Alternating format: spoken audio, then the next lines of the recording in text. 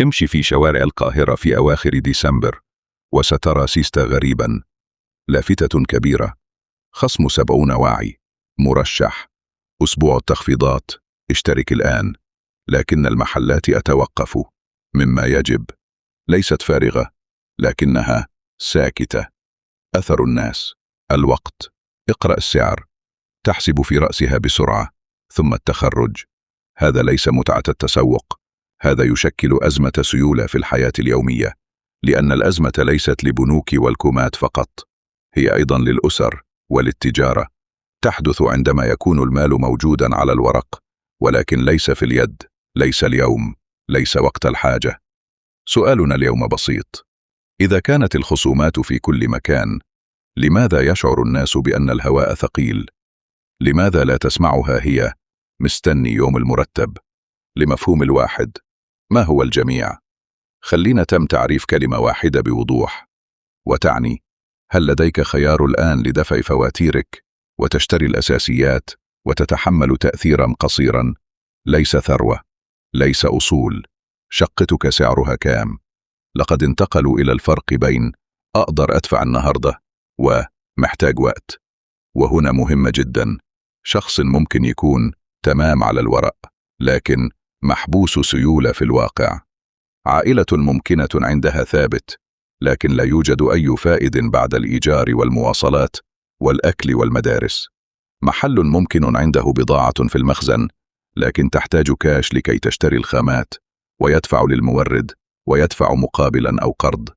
لما نقول أزمة سيولة في الحياة اليومية، نقصد الرغبة الشديدة في الضغط على الناس، لا تملك القدرة على امتلاك القدرة، لا التخطيط، ولا تتمنى زيادة أسعار جديدة.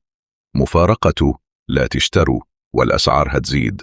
في أوقات زي دي تسمع رسائل متناقضة، واحدة تقول لا تشتروا لكي تطلب المقاسات، وأخرى تقول التصاميم هتزيد كده كده، اشتروا بدري. هذا التناقض ليس مجرد لخبطة، هو إشارة الضغط في السوق. في السوق الطبيعي لا تحتاج إلى أن تتواصل مع الناس أن يتوقفوا عن الشراء، ولا تحتاج إلى أن تتوسل إليهم أن يبدأوا الشراء. في نفس الأسبوع، لما الرسالتين يعيشوا مع بعض، غالبا يعني تسأل عن التخصصات، لكن التكلفة والتوقعات غير دائمة. كل ما يحاول فعله هو تحسين نفسه، المستهلك نفسه بتأجيل، والتاجر الجملة بتخفيض بآثار قديمة. لماذا يراقب سعر الصرف وتكلفة النقل ونوعية الوصول للوصول؟ ما الذي يتساءلون عن التيكت؟ خلينا نخلي الصورة ملموسة، نتكلم بأرقام الناس تشوفها بعينها في السوق. في بعض الحملات قد تسمع مثلا نزل من حوالي 34 جنيه إلى 32 جنيه. أرز نزل من حوالي 28 إلى 26 جنيه. زيت ممكن من حوالي 130 إلى 120 جنيه في عروض معينة. هذه شعبية صغيرة تبدو وكأنها راحة، لكن الحقيقة هي اختيار. لو ميزانيتك أصلية على هيكل، قسم جنيهين لا يفتح قناة شراء جديدة. الجدار ليس مستوى السعر الحقيقي فقط، الجدار هو التوقيت. كلاش في اليد، أنت لا تملك أن تجهز لرمضان من بدري. لا يمكنك شراء بالجملة، لكن تعمل مخزون. اشتري اليوم، والتأمل أن يعد الأسبوع القادم، ثم تعال للسلع الجديدة. ثلاجة قد تعرض هكذا، كان 32,000 ثم أصبحت 35,000 ثم خصمناها إلى 33,000. وغسالة قد تقفز من 18,000 إلى 20,000 ثم خصمناها إلى 19,000. هذا النوع من الخصم ليس خصما حقيقيا، هو إعادة تسمية. نرفع الستيكر ثم ننزل جزءا منه ليبدو أن المشتري يخسر، لكن حتى لو كان الخصم حقيقيا، لا يهم إن كان المشتري لا يقدر على التقسيط ولا يقدر يقبل جديد، لأنك هي البوابة. إذا كانت البوابة مقفولة، خصم لا يدخل. مثال موثق: فوانيس رمضان كقصة سيولة، ومن هنا يظهر الضغط في موسم منتجاتية أيضا. في داخل إعلامية، قال بركات صفا نائب رئيس شعبة الأدوات المكتبية بغرفة الأطفال القاهرة: إن مصر تنتج 3 ملايين فانوس رمضان، وأي حجم إنتاج يقدر لأول مرة 800 مليون جنيه، وذلك في نهاية ديسمبر 2025. هذا القسم تفصيلا لطيفا فقط. هذه قصة سيولة. أنت تنتج مصانع قطع محددة، ثم الموسم المقبل لكن متردد. المعنى واضح. هناك مخزون كبير يجب أن يتحول إلى نقد. لو لم يتحول أصبح حملا ثقيلا. تكلفة التخزين، ضغط القروض، مستحقات موردين، والخوف من الدورة القادمة. ومن هنا نتعرف على سبب اختيار الفصائل. ليس من الصعب كرم، بل الهدف محاولة الوصول. فخ التدفق النقدي داخل البيت. خلينا ننزل للبيت بحساب بسيط. تخيل أسرة شابة دخولها 15,000 جنيه شهريا، دخل ثابت، ليس رفاهية، لكن يمشي الحال على الورق. الواقع الشهري قد يكون هكذا. الإيجار وحده قد يكون بين 8,000 و14,000 حسب المنطقة وتجديد العقد. المواصلات 2,000 إلى 3,000. الأكل الأساسي 5,000 وأكثر لبيت صغير، وغالبا أكثر من ذلك. ثم كهرباء ومياه ودواء واتصالات وأي طارئ. حتى لو اختلفنا على رقم هنا أو هناك، البناء واضح. سطر واحد يتحرك، الإيجار يقفز، المواصلات تزيد، الأكل يزيد، فتنكسر الميزانية. وعشان كده لما تسمع السكر 32 بدل 34، هذا لا يحل أزمة السيولة، لأن الأسرة لا تختار بين نوعين سكر، هي تختار بين دفع الإيجار، دفع المواصلات، وشراء بروتين. ومن هنا يولد نمط جديد، من مرتب لمرتب، حتى مع وجود وظيفة. وهذا يعني شيئا بسيطا وخطيرا. الشهر القادم يصبح خوفا دائما. حلقة التاجر الصغير. لماذا الخصومات علامة ضغط؟ الآن نرى الطرف الآخر. صاحب المحل لا يخصم لأنه سعيد، هو يخصم لأنه يحتاج سيولة. عنده بضاعة من الموسم الماضي، لو بقيت في المخزن تكلفه، ولو لم يبع لا يستطيع أن يشتري جديدا. هو أيضا يعيش تحت تكاليف تشغيل أعلى، نقل أعلى، تمويل أصعب، طلب غير مضمون، فيخصم، لكن غالبا ليس على الجديد بل على القديم. والمستهلك للاستهلاك في تردد أكثر. ثم يأتي فبراير، سيصبح شهر الخصم الحقيقي، فالجميع يؤجل، وهذا يعني التوقف العقلاني في الاقتصاد مرهق. إذن لا تثق بالسعر، تؤجل.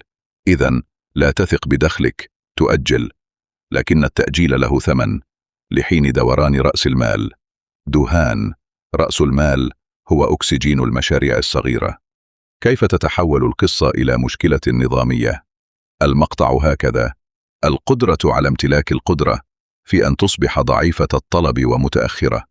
التاجر لا يقوم بتحويل الأوراق المالية إلى نقد، فلا يستطيع إعادة الشراء. المصنع لا يرى طلبا واضحا في تخفيف إنتاجه أو يتردد. الوظائف والأجور لا تنمو، فتظل الأسرة محبوسة. ثم تمر عناوين استقرار، لكن الحياة اليومية تستمر متوترة. وهنا تلاحظ ذلك في شيء بسيط جدا. الناس، سلع الفرح، هدية صغيرة، الزينة. الموسم يتحول إلى نستخدم القديم، ليس لأن الثقافة أصبحت، بل لأنك اختفت. خصم حقيقي أم مسرح ستيكر؟ هناك نوعان من التخفيضات. النوع الأول تصفية حقيقية. المستهلكة لا اتجهت نحو الربح، لأن التخزين يكلف أقل خسارة. هذه إشارة ضغط وسيولة ناقصة. النوع الثاني الجلسات الستيكر. السعر أولا، ثم يعمل خصم يعود قريبا من السعر السابق. هذه نفسية، وعطلة نهاية الأسبوع موجود. لكن الأهم، حتى الخصم الحقيقي لا يعيد ترتيب إذا كان بلا سيولة، لأن الطلب ليس سعرا فقط، هو توقيت الوقت، وهو صدمات إيجار، وهو الأطفال الذين سيأتي الشهر القادم. ولهذا ترى 70%، وترى محلات هادئة. أخطر إشارة، حتى الأساسيات الخاصة بفيرج لو الكماليات تباطأت تقول طبيعي، جميع الفئات. ولكن إذا رأيت الأشياء الأساسية لديه بحذر فهذا إنذار. إذن السكر والزيت والأرز عليهم عروض والناس تشتري بتردد، فهنا قد يكون أحد ثلاثة أشياء: إما الناس اشترت قبل ذلك ومضغوطة، إما لا يوجد كاش حتى يوم المرتب، إما الناس يتوقعون أن ينزل أكثر فتؤجل حتى الأساسيات. ولا خيار من هذه الخيارات فارغ، كلها تعود إلى نفس الكلمة تماما. قائمة المراقبة البسيطة: من يناير إلى فبراير بدون عاطفة هناك إشارات نراقبها. أولا، تجديدات الإيجار، إذا قفزت باستمرار ستظل كاملة تنكسر في الزجاجة. ثانيا، توقيت الاستهلاك حول المرتبات والمعاشات، إذا السوق يصحى فقط وقت القبض والعامل هو أن تكون الدولة الاجتماعية والمؤثرات. ثالثا، شروط الائتمان والتقسيط، إذا كانت المرأة تسترشد بشكل أفضل قد ترغب في البيع، إلا أنها تميل إلى الشاشة أيضا. الربع الرابع، تصفيات محدودة، إذا بدأت تصفيات كبيرة جدا في يناير فهذا يعني عطش كاش أكثر من التفاؤل. جوارها قطع الدجاج، إذا كانت الأساسيات تحتاج إلى استمرار المشي فالقوة الشرائية ضعيفة. الخلاصة: القصة ليست لا تريد الشراء، القصة ليست أن الناس لا تريد، القصة أن اقتصادية كاملة دفع كثيرين إلى وضع جديد، وضع اسمه تدفق البقاء. في البقاء أنت لا تتبنى بناء، لا تخطط لشهرين قدام، لا تشتري بدري، لا تخزن، أنت تنتظر. الانتظار المرتب في انتظار الخصم، انتظار يمكن أن يكون الشهر الجاي أهدى. مع الوقت الانتظار قوة، ولهذا كله ليست تقنية، حتى تجربة يومية.